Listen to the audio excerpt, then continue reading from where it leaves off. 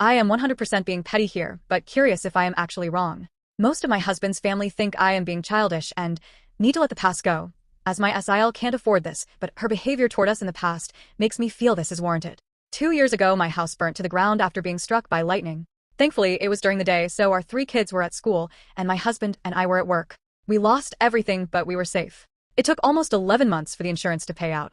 The insurance covered 1 month worth of hotel stays, but after that we were made to fend for ourselves, and the only option we had was to move in with my SIL.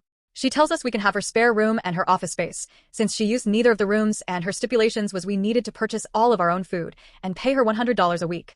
By week 3, all of that changed. She then decides we need to pay her $250 a week, and we can only use one room. So all 5 of us were crammed into the smallest room she had, which was the size of a glorified closet space and didn't even fit a twin bed and a small dresser, so we lived out of trash bags and slept on the floor for close to $1,000 a month some months and still had to purchase all of our own food, despite her claiming my children on her food stamps. She also had no bills outside of her land tax for $150 a year, electric and heating oil, which she hardly ever filled. So we were essentially paying her so she could do leisure activities.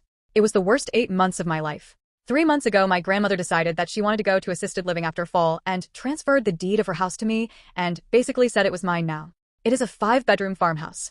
My boys insist on sharing a room, so we have 2 extra bedrooms. Well, my SIL lost her house last month due to not paying her land tax for several years and asked if her and her stepdaughter could stay with us until they get enough money to move down south.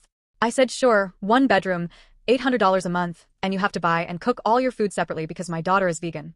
She looked at me like I had 10 heads and said that she and her stepdaughter should not be made to share a room when there are 2 extra rooms and stated she cannot afford a rent of $800 while purchasing all of her own food on top of it. I said, neither could we, but we managed to cram 5 people into a glorified closet space while you were getting $1,000 and food stamps. Take it or leave it. She decided to leave. Again, I am being told I am childish.